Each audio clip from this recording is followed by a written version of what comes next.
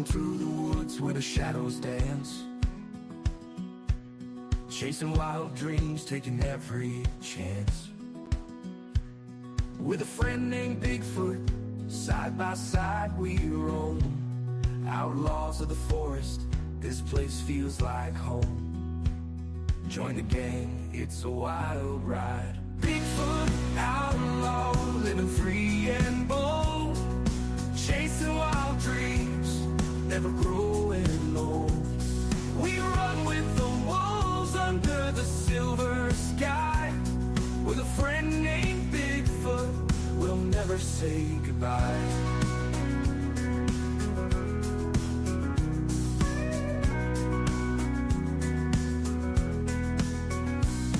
Making memories that we can't forget,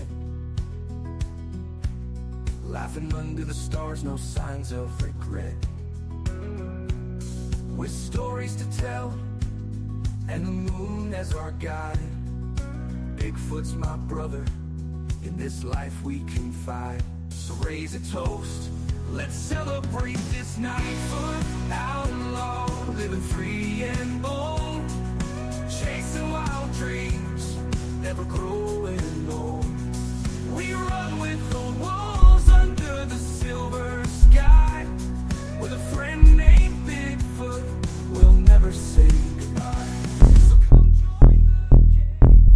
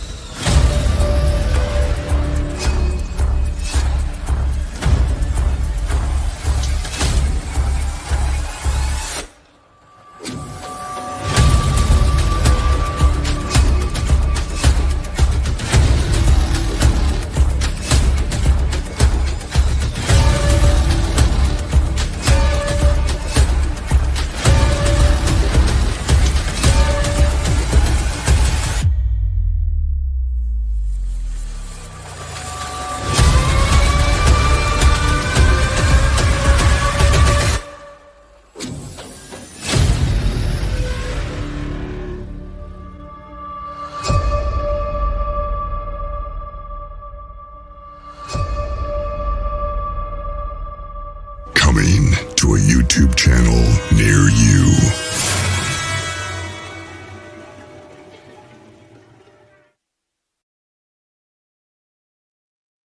Hey everybody, how we doing tonight? Look at everybody out there. First things first, audio check. Can y'all hear me? I know my voice is a little rough tonight. Been dealing with the coughing and the hacking again, but trying to get through it as best I can. Got a cough drop here to kind of soothe the throat. We just need a shout out from the audience that y'all can hear me. We can keep going. Loud and clear, perfect. Awesome. I got a new headphone and headset thing going on, so I want to make sure it was working. First time using it here. Shout out to everybody we got with us tonight. Go back to the top here. I saw Brittany walking in. Susan F., how you doing? Yeah, that's a fun song. I guess Grizzly and Mary have been working hard on bringing in some new music and new videos and whatnot for us. That was one of the new ones. Joey, how you doing tonight? Good to see you hanging out. Lulu Bell, been a while. How you doing? Roger Blair, good to see you, bud. It's been a minute since I've seen you around. Welcome, welcome, welcome. Welcome to everybody out there not joining us live. All the various platforms that we are on, different Facebook groups and various YouTube channels and all the countries around the world that we broadcast to. Thanks for joining in. You can always join us live Thursday evenings, 10 p.m. Eastern. Get in on the chat, hang out with us. We always have a good time. Get your questions in. Hope everybody had a fantastic week out there. It's been a long one here for me, that's for sure. But if y'all remember last week, we were studying the Nephilim. I guess studying is not the right word. We were talking about Nephilim because that's been kind of a big topic going around the para-cryptid world. A lot of people think Bigfoot's a Nephilim, Dogman's a Nephilim, all these different things. So we're just trying to get down to the bottom of what Nephilim is by definition, so we can kind of see what's going on and if it applies and if it doesn't. We got about halfway through the discussion last week, the boring half, as I call it, kind of the intro of where we get the information from, which scriptures, books, and other books that we get it from, because it's definitely specifically a Judeo-Christian concept coming from the original Torah, the original books written by Moses, according to the tradition. And that's where the story of Nephilim come from. And we talked about the idea that some people interpret it as when it says the sons of God, they were talking about the Seth line, and the daughters of man was talking about the line of Cain, that it was simply two different lines from Adam. But we discussed that doesn't necessarily fit the text because those wouldn't necessarily be giants, and we discussed what we mean by giants. When they're compared to the cedar trees of Lebanon, you're talking 30 to 120 feet tall. And so this week we're going to get into the Watcher side of the story. So we'll read what pretty much what First Enoch says about what they are. And then from there, once we get a firm definition of what Nephilim are, where they come from. Hey, Jennifer, tuning in. Thank you. I'm glad you could make it from your event. Miss Jennifer was acting as a reporter tonight at a big gala up there in Harlan, Kentucky, all dressed up, looking pretty. So then we'll discuss Nephilim and kind of where they gone to, are they still around, and how it applies to the paranormal and cryptid world today.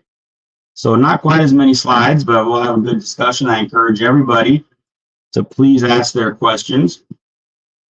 Now, I'm going to specify that this is not necessarily my personal opinion. This is not necessarily the facts, but what we're talking about is the idea of, if we're looking at the traditional text of Nephilim in context of where it comes from, So that's what we're kind of discussing tonight. We talked about Rob Skiba and his YouTube channel. This is where I got a lot of the first part from. If you're interested in more what he has to say, I highly recommend looking into his content. He passed away of the big virus a while back, a couple years ago, so he's no longer with us, but his content is still there. He has some very interesting interpretive views. We'll get more a little bit of that tonight, but it's really interesting. I think there's something to be said for his interpretation. I think it's a good alternate view of looking at things, and it kind of brings together some of the more unknown parts of the scriptures of the Bible and why things were done, and we'll get into that a little bit tonight too. So we'll go ahead and bring on the slideshow. Finally got this back up and running proper again, so I'm not having to do screen share and all that kind of stuff. Nephilim Part 2. So last week we ended on, with these kind of questions we want to discuss. The story of the Watchers, what are the Nephilim, other evidence, how does it all fit? What about Bigfoot? So we're just going to kind of copy from there and take it from that point. So the story of the Watchers generally comes to us from the book of Enoch, First Enoch, starting in chapter 6. And it goes through the scriptures. I use the term scripture loosely when it comes to the first book of Enoch. If you want an understanding of that, go back to last week's part 1. And it said, it came to pass when the men multiplied, and the days were born unto them beautiful and comely daughters. The angels, the children of heaven, saw and lusted after them, and said to one another, Come, let us choose us wives from among the children of man, and beget us children. When you correlate this with Genesis chapter 6, this is where we get the difference between the line of Seth being the sons of God and the angels being the sons of God. So this is kind of a clarifying aspect on that. And then Semjaza, who was their leader, the leader of the angels, said unto them, I fear you will not indeed agree to do this deed, and I alone shall have to pay the penalty of a great sin. So at this point, these angels knew what they were doing was against the will of God, against the creation, and he was with a group of them, and they were basically kind of bolstering each other up. Hey, let's do this, but I'm not going to do it by myself. We all need to kind of do this together, so that way we can all get punished. And they all answered him and said, Let us all swear an oath, and all bind ourselves by mutual imprecations, not to abandon this plan, but to do this thing. So this was a plan from the beginning. Some people speculate that this was a group of the fallen angels that were already cast out of heaven. Some feel that this was a second group of angels that hadn't left yet, but had been appointed as watchers and eventually decided to leave the glory of God and go on to their plan. And the plan being, if you follow through this entire line of thought, not just focusing on the Nephilim, is to basically corrupt the bloodlines of humans. And that goes back to Genesis. We were talking about the seed of Adam will crush the seed of Satan and all this kind of stuff. That's not what we're going to focus on tonight, so I'll just mention that briefly.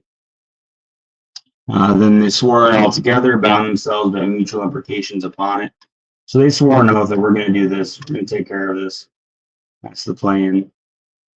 And they were in all 200, whom descended in the days of Jared on the summit of Mount Hermon. And they called it Mount Hermon because they had sworn and bound themselves by mutual imprecations upon it. And then it gives a list of the name of their leaders and their chieftains, which I thought was kind of cool. Chapter 7 goes on to say, and all the others together with them took unto themselves wives, and each chose for himself one, and they began to go in unto them and to defile themselves with them. And they taught them charms and enchantments and the cutting of roots and made them acquainted with the plants. And they became pregnant, and they bare great giants, whose height was 3,000 ells, who consumed all the acquisitions of men. And when men could no longer sustain them, the giants turned against them and devoured mankind. They began to sin against birds and beasts and reptiles and fish, and to devour one another's flesh and drink the blood. And then the earth laid accusation against the lawless ones. So that is essentially the story of the Nephilim. Okay. So the Watchers came down. They got some wives and started bearing children. They passed on divine knowledge to the humans. Now the women started bearing babies, and they were giants. The giants consumed all the acquisitions of men, so basically they used up all their resources. And when men could no longer sustain them, the giants turned against them and devoured mankind. May or may not mean actual devoured them.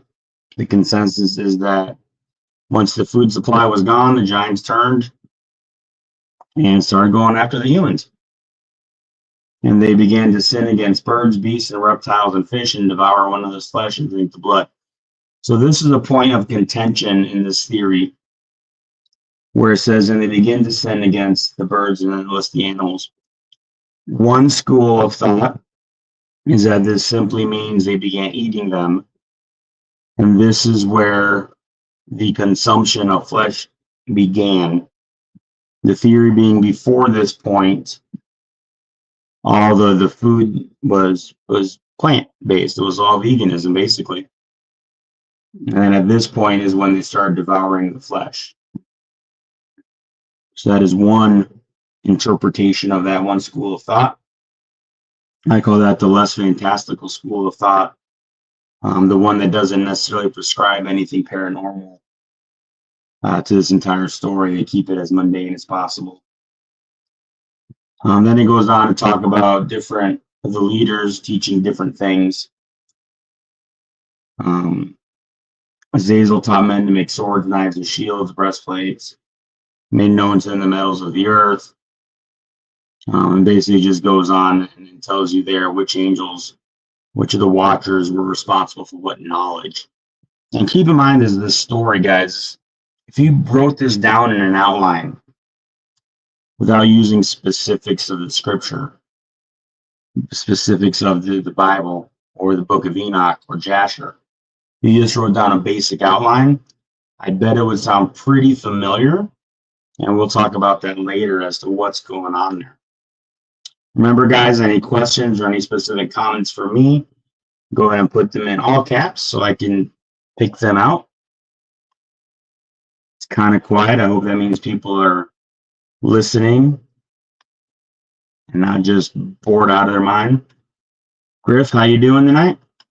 Welcome to the show. All right, so the Nephilim are mentioned in Genesis 6:4, Numbers, and possibly Ezekiel. The Bible describes them as the offspring of wicked angels and human women who mated during Noah's time. The Nephilim are said to have been violent, left behind a legacy of fear. The children of the Nephilim are called Eliud, who are considered a separate race from the Nephilim, but they share the fate of the Nephilim. So the Nephilim, by very definition, are the first generation offspring of the Watchers and human women. And it's specific, the first generation. The continuing generations afterwards had a different name. They were not Nephilim. That's one of the things I point out when I get into these discussions in various groups, is that Nephilim were a very specific thing. All right, words have meanings, so you can't just call anything you want a Nephilim. Bigfoot and Dogmen are not considered Nephilim, contrary to popular belief. but they could still be connected into this overall story. Okay. Oh, Griff. Books came yesterday. The ones Justin mentioned last week. Going to get into some of the reading. Fantastic. I hope you enjoy it. You can find me on Facebook. Hit me up on Facebook, and we can discuss it and figure out what you've learned from it, and just have a good discussion on it. That'd be fantastic. All right. So, what are the descendants of Nephilim? So we have to get into what are descendants, because some people will say, okay, well, Bigfoot's not Nephilim, they're just the eventual descendants. Well, the scripture, specifically the Bible, talks about who the descendants of the Nephilim were. People don't really get into that part of it. Bible commentators recognize that the Rephaim, the Suzim, the Emim, mentioned in Genesis 14:5, are the descendants of the Nephilim. This is because Deuteronomy 2:10-11 links the Emim with the Anakim, which we discussed last week, and the Rephaim. The Rephaim refers to, I believe, Goliath and his brothers were part of the Rephaim. The Anakim are specifically said to be descendants of the Nephilim, based on ancient sources. I should have taken that part out to reference to something I don't even know what it is. The Suzim are equated with the Samzumim of Deuteronomy, or also connected to the Rephaim. So basically, it gives a bloodline, just like it does with a lot of the other genealogies in the Bible that everybody likes to skip over, of the tribes that came off of the Nephilim.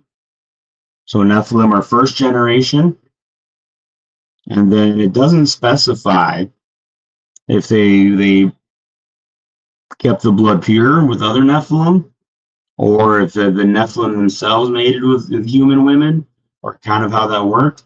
But the whole point is now there is a corrupt bloodline that was not intended as part of the original creation that the Nephilim have corrupted. So now this angelic Nephilim bloodline is now being passed down through generations, which is the point of this part already. Griff, I believe we are friends on Facebook already. Very possible. Very possible. I do have a link down there. BibleStudyWithRandy.com is where I got that basic information. I like text to add the verses you can go back and reference. It is possible that the Horites mentioned in Genesis 14:6 and the Amorites mentioned in Genesis 14:7 are also descendants of the Nephilim, or at least include descendants of the Nephilim. So some of the bloodline could have been mixed in, married in, maybe not the entire tribe. In the context of Deuteronomy 2:10-22, the Horites are also associated with the other people groups, as they are in Genesis 14:5 and 6, maybe due to being in the same geographic vicinity, however. So it doesn't necessarily specify that they are of the bloodline, but they could just be in the same regions where they settled. Deuteronomy 2:20-22 mentions them in the same breath as the Suzim and Anakim, and at least one Old Testament passage, Amos 2:9-10, speaks of the tallness of the Amorites, and therefore may be associating them with descendants of the Nephilim. One of the things that they point out, how they kind of describe them in their culture, is their size, their greatness, their extreme strength. They're giants, and that's kind of the mark. That's the indicator that they have the Nephilim blood, is that they're still gigantic compared to, your average human. This is a map that didn't show up very well, but essentially I found a map that would show the regions settled by the tribes that were descended from the Nephilim. So the idea of Nephilim doesn't just happen in a vacuum. A lot of times in your research, they focus on the angels came down and had babies with women. That was the Nephilim. story's over. But according to the theory behind Nephilim and the bloodline theory, it's so much more than that. And there's scriptural context, historical context as to what's going on. A look at the above map shows the descendants of the Nephilim surrounded on the east, the land promised to Abram and his descendants. If you're familiar with Bible story, Bible scriptures, and the Jewish history, you'll understand what that means. They were in the promised land. Furthermore, the Bible makes clear that the descendants of the Nephilim also occupied the land of promise. In Numbers 13:33, Joshua 11:21-22, he specifies this wouldn't be just a battle for land. It was a battle between Yahweh and the other gods who had raised up competing human bloodlines that were opposed to Yahweh's plan and people. So the idea here is the Watchers came down and established themselves as gods among the humans. They came from heaven, they ascended on the mountain, and they established themselves as deities. And they procreated and went on from there. So this idea is that these ancient people, these ancient tribes, when they were worshiping other gods, they were actually worshiping these fallen angels, these Watchers. It wasn't just something they made up. It wasn't just a rock. It wasn't just a tree, as a lot of current anthropological people would specify, that what they were actually worshiping were these Watchers.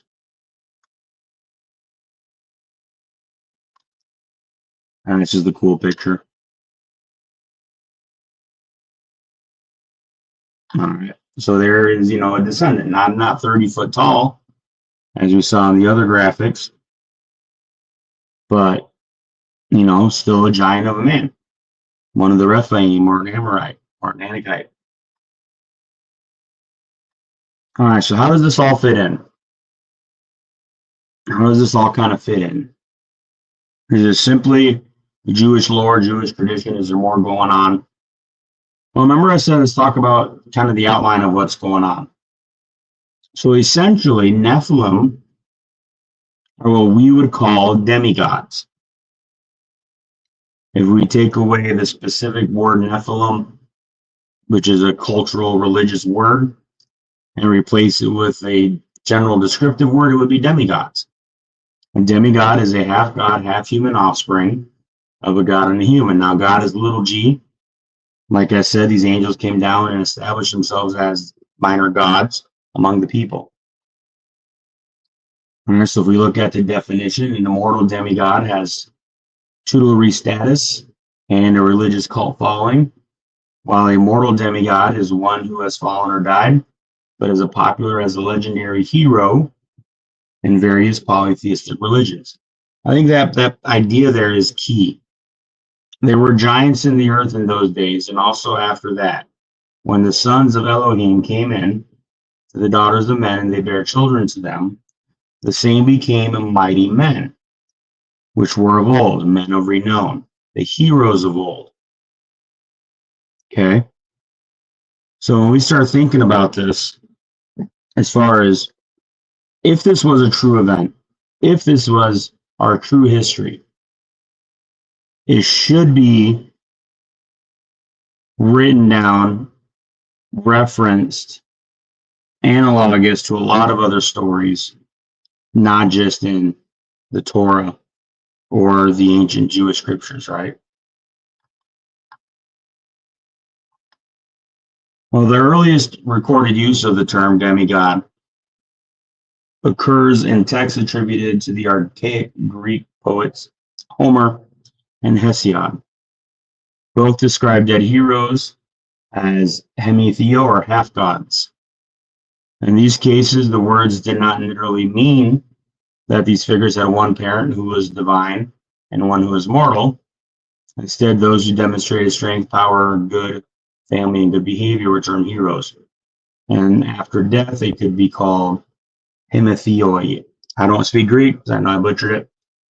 A process that has been referred to as heroization, and Pindar also used the term frequently as a synonym for hero. So when you think about it, like thinking about Greek, you got the Greek heroes, Hercules, Achilles. And if you look at them, most of them were what? They were demigods. The Bible refers to the Nephilim as the heroes of old, men of renown. Could there be a correlation there? Demigods that are heroes that we still talk about today. I don't understand how you can be more renowned than that, renown, depending on your pronunciation of it, than, say, Hercules. Could Hercules, the story of Hercules, been originally taken from the story of a Nephilim? A demigod who has become a great man of renown, the heroes of old? Food for thought. What's the potentiality there? So we start looking. Okay, well, that's Greek. Well, the Celtic warrior, and I'm just going to call him Coo because I can't say the rest of his name, was a major protagonist in the Irish national epic, the Táin Bo Cuilnge. Ranks as a hero or as a demigod. He is the son of the Irish god Lugh and the mortal princess Dectine. So here we have Celtic tradition of demigods or Nephilim. I see the original Bigfoot Outlaw Grizzlies joining us. Hey, Grizz, nice to see you tonight. Thanks for popping in. In the immediate pre-Roman period, the Celtic Galician tribe in Portugal made powerful large stone statues of deified local heroes, which stood on hill forts in the mountainous regions of what is today northern Portugal and Spanish Galicia. So the idea is the demigods, the Nephilim, would have been the original heroes, right? But as that bloodline filtered down through the ages, other heroes could have popped up. So then it became, you know, if you were a hero, you did something great and fantastic, you were put on the same pedestal as other demigods. So even if you weren't, it became synonymous. You did something great and fantastic, you became a man of renown, you would be considered demigod. Where does that come from? From this idea of the Nephilim. All right, Hindu culture. The heroes of the Hindu epic Mahabharata, the five Pandava brothers and their half-brother Karna fit the Western definition of demigods, though they are generally not referred to as such. Queen Kunti, the wife of King Pandu, was given a mantra that when recited meant that one of the gods would give her his child. So again, it's the same concept. When her husband was cursed to die if he ever engaged in relations, Kunti used the mantra to provide her husband with the children, fathered by various deities. And then it goes on to list the children and who their godparent was. Same concept. That's in the Hindu culture. And then it goes on, she taught the mantra to one of the other wives, and she started conceiving other deities, other demigods. Despite her protest, Surya, the sun god, was compelled by the mantra to impregnate her. Bhishma is another figure who fits the Western definition of demigod. He was the son of King Shantu and the goddess Ganga. So, Hindu culture, one of the oldest cultures out there. A lot of people refer to the Vedic text and the old Hindu text. They're rife with this idea of their gods, their demigod, and having human mates and having demigods, or Nephilim. And we can keep going. China. Among the demigods in Chinese mythology, Erlang Shen and Chen Zhao are the most prominent. So they have multiple ones. They have stories. Japan. He's a famous Onmyoji from the Heian period was supposed to be one. His father was human and his mother was a kitsune or divine fox. We have the Philippines. And I'm not going to go through all this. But they collectively called their religion, collectively called Anitism. Demigods abound in various ethnic stories. Many of these demigods equal major gods and goddesses of power and influence. And they have a whole bunch of noticeable or notable names. And then half snakes, the morning goddess, the star goddess, a demigod who could talk to animals and defeated a dragon, a demigod of thunder and lightning.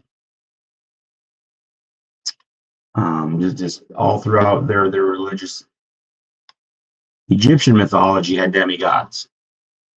Demigods included Imhotep, Apis, and Ptahsux. Imhotep was one we probably are all familiar with from certain movies. He was the son of Thoth, an ancient Egyptian god who represented wisdom, art, magic, science, and judgment. So remember where we talked about in the book of Enoch, where the Watchers came down, they didn't just establish themselves and have babies. They were imparting knowledge, and each one had a particular area of knowledge, and we see that theme repeated throughout all of these. They're assigned. So ask yourself this: if the story was true, wouldn't it be known by the ancient people? Do you think the idea of demigods is false? Why do so many cultures have it? You would have to believe that a lot of these various cultures independently developed the same ideas, the same concepts, or they all originated from the same place. I think that's an interesting thought process. Now, I put a believability matrix on here. For those of you who have been following the show, you know about my believability matrix and how a part of that is the historical context of an idea.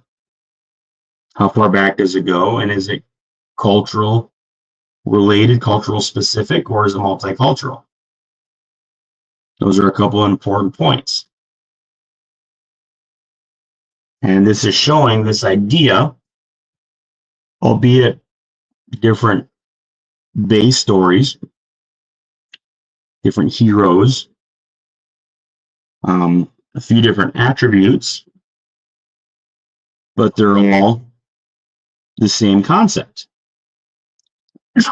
Like I said, the same basic outline. Who's that? Greg Ogles, welcome, bud. Haven't seen you in a while. Thanks for popping in.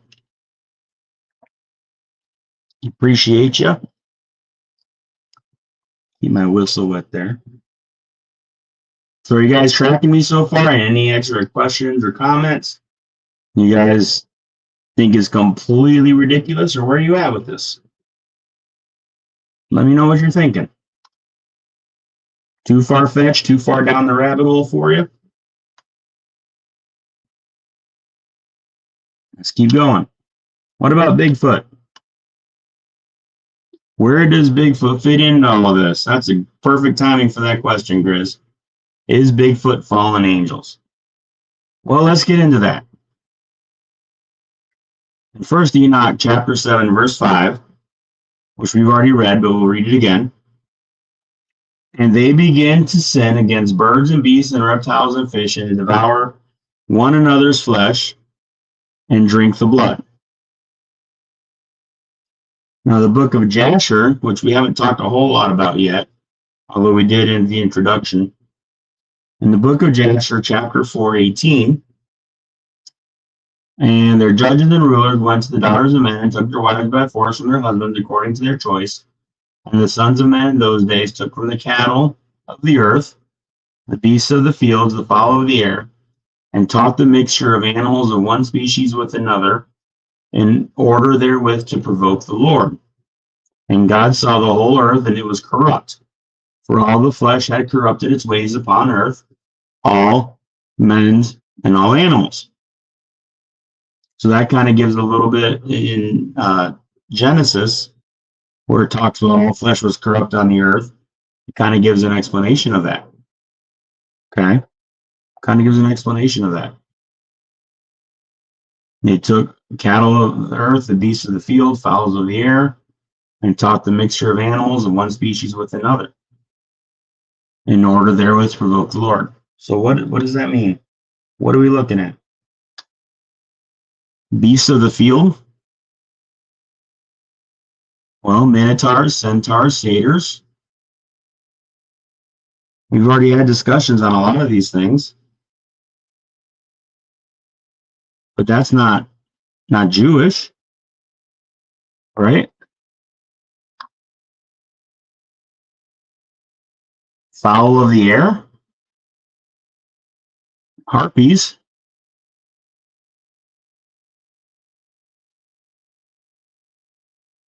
There's a lot of other ones too. I was trying to pick out the ones that were close to it. Mexican culture, Spanish culture, a lot of different cultures have fowls of the air mixed in. Sin against reptiles. Sin against fish. Lizard men, reptilians, merbeings. Bigfoot. Dogman? Mothman? What do you think? I think if this line of thought is true, then that could be an explanation for a lot of the history, the legends, the lore, the so-called mythologies that are common to multiple cultures around the world, multiple histories.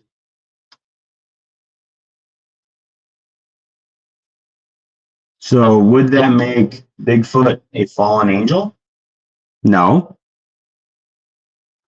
Would that make Bigfoot a Nephilim? No. But it would make Bigfoot potentially a product of this corrupted flesh.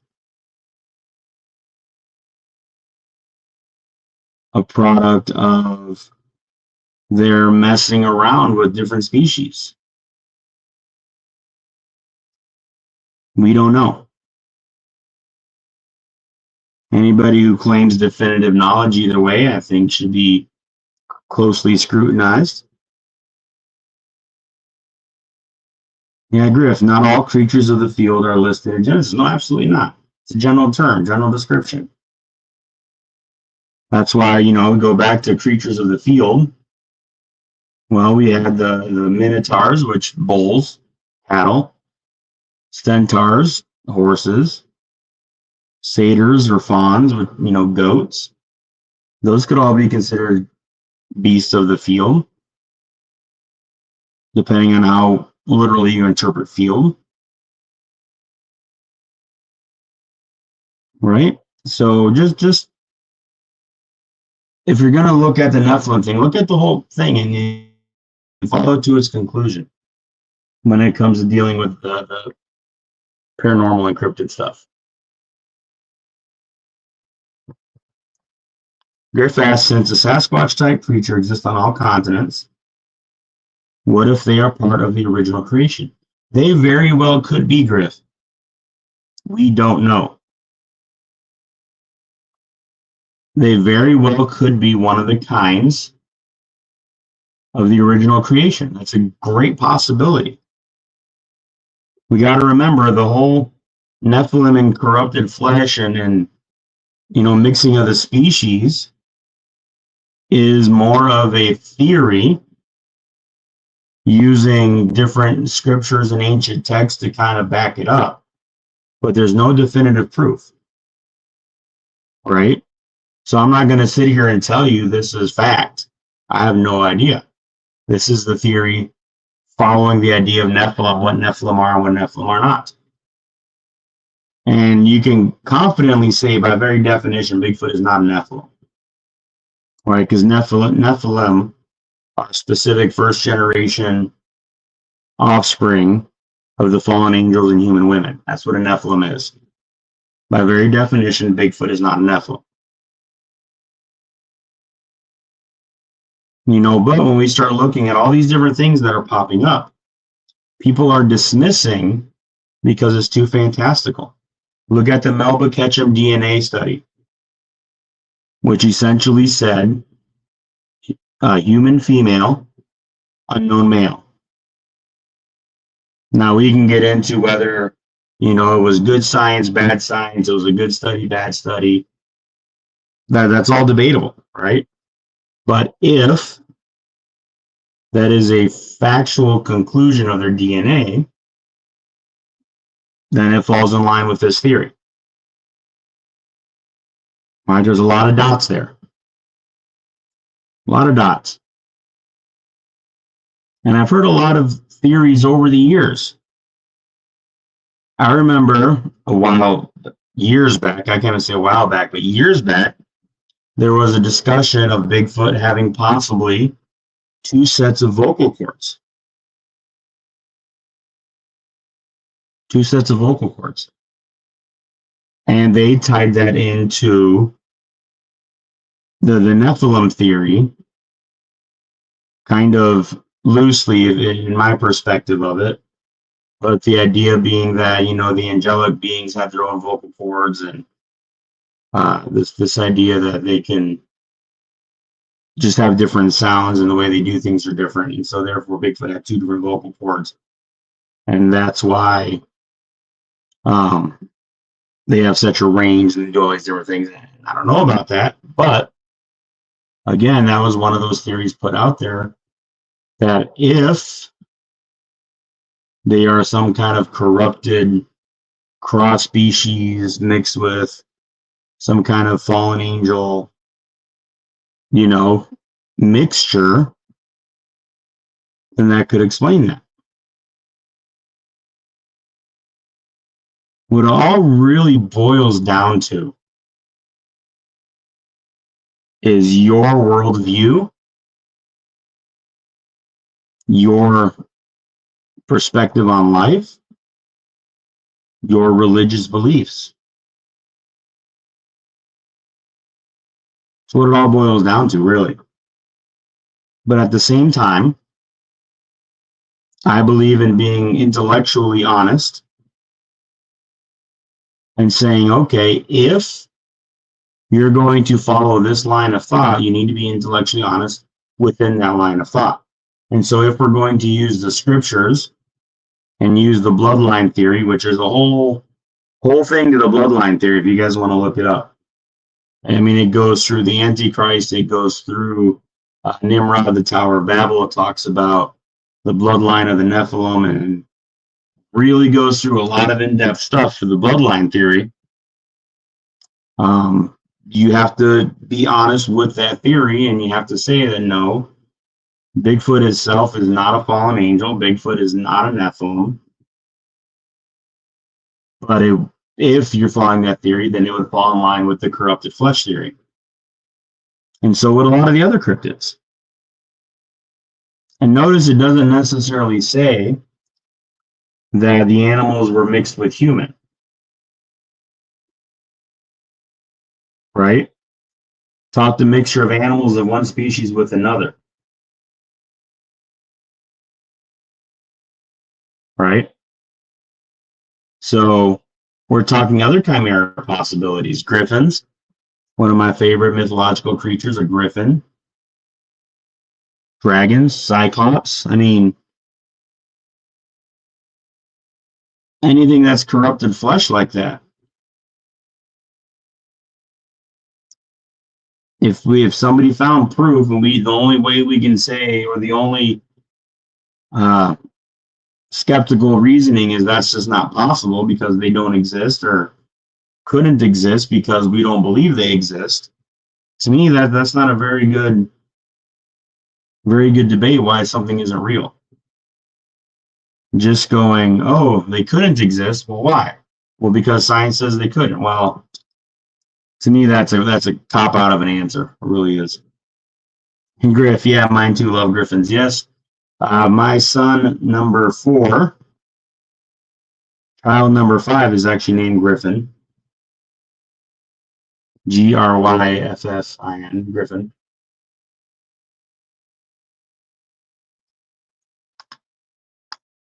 So what do you guys think? If you start there and go on, I mean, Dogmen and Nephilims, we've talked about them. And how they were found historically and all this kind of stuff. Mer people, the historical context of Mer people. It all sounds absolutely fantastic, right? They're fairy tales. What if nowadays we're supposed to believe they're just fairy tales? Because we're not supposed to believe in the fantastical. We're not supposed to believe in gods and angels and demons and all this stuff. Think about that. As a Christian, one of the greatest quotes I've ever heard is the devil doesn't have to get you to believe in him, just not necessarily believe in God. The devil's greatest trick is convincing the world he doesn't exist.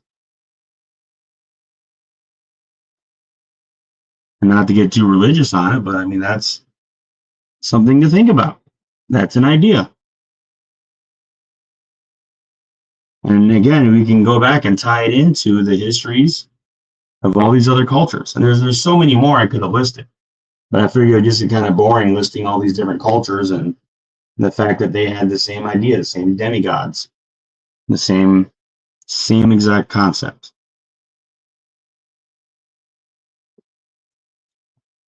So that's that for tonight, guys. That's my presentation. Anything else we want to talk about? Anything else in the chat? Next week, I got a special request to do a dive on sky rods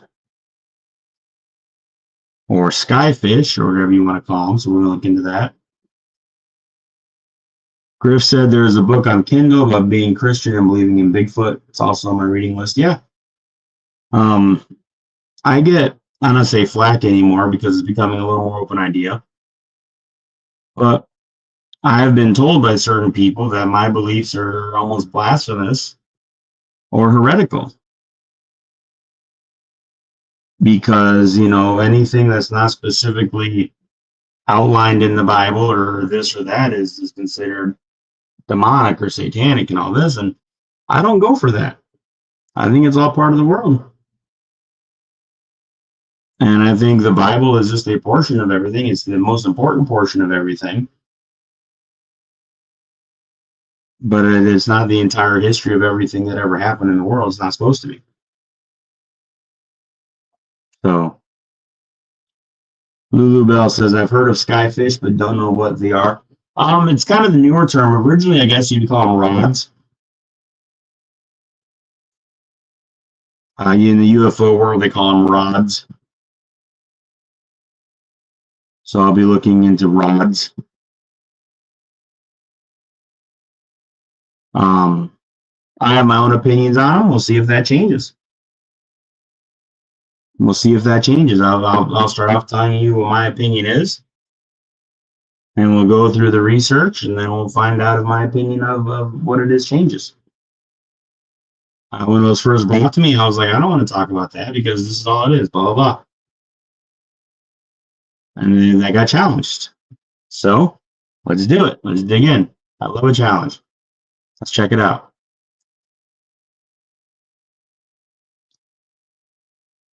Anything else, guys? Any other questions, comments out there? Any good books going on? Any topics you guys want me to cover? Let me know. You can always email me. If you're not live with us, you can't put it in. tnsasquatch21@gmail.com. Or you can just do justindecker81@gmail.com. Either one works. Find me on Facebook, Justin Decker. Just look for the guy in the hat and a bandana, usually sunglasses. You'll find me. Hit me up, message me, let me know you're a listener. Give me a friend request. Always open to have a good discussion. Lots of free time on my hands, so I'm always willing to chat and talk. And I got people that send me videos on the regular and all kinds of stuff, so feel free.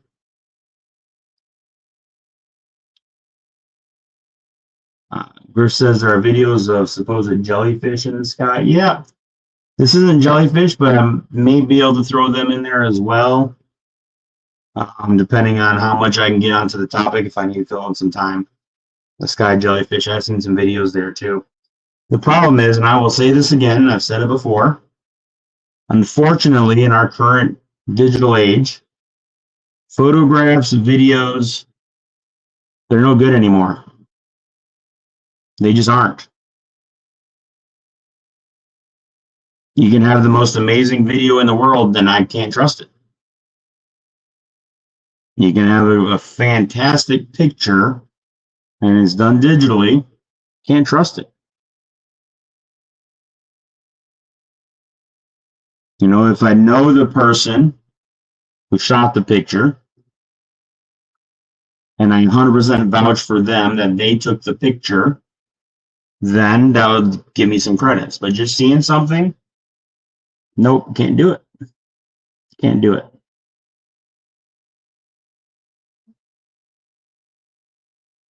Scott's Life, welcome. I don't know if you've been here the whole time. We're just wrapping up. So Joey, Lulu, Griff, any other topics? Scott, any topics you want me to look into, let me know. Any guests you guys would like me to have on that I can look into, let me know. I think it's about time we had another guest on. Joey, I think the new world of AI messed that up. Well, AI still has its things where you can kind of figure out it's AI. But even before that, man, with the world of Photoshop and just digital enhancement, and even before AI, man, I very rarely trusted a specific picture unless I had more of a source on it. Or it was older, or came from an older phone, not easily manipulated, you know, but I'm always skeptical. Photo evidence, video evidence will not be how we prove it. Will not. Will not. All right, guys, we're going to wrap it up here a couple minutes early, but hey, why not? I'm tired. Y'all are tired. We had a good discussion. Next week, rods, skyfish, whatever we want to call them. As Grizz would say, coast to coast around the world. Y'all have yourselves a fantastic night. God bless. And we will see you all next time. Let me grab an outro here. I mean, I don't know what I look. We know which one we're going to go do.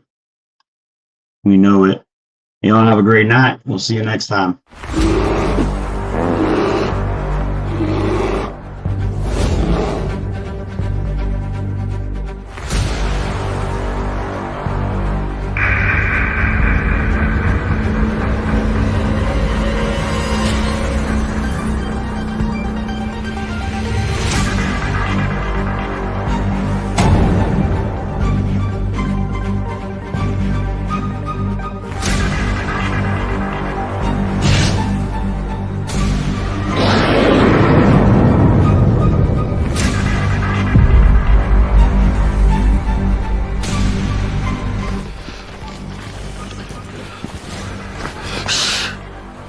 It's a grizzly.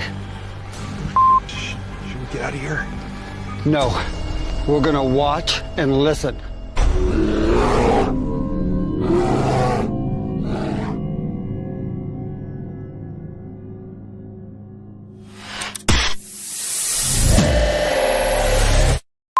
Action.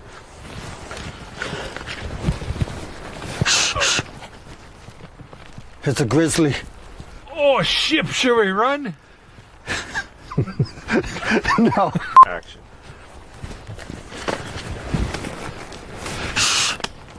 It's a grizzly. Oh, should we run? Okay.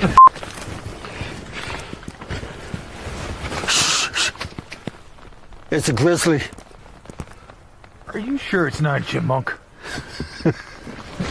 Action.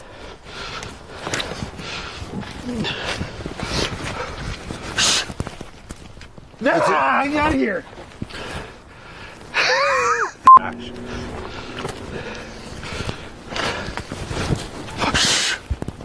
It's a grizzly.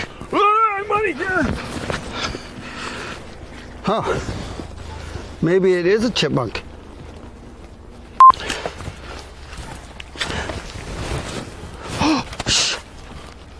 It's a grizzly. Are we gonna die? I don't know. We're just gonna sit here and listen and watch. Let's get out of here, maybe. Fall!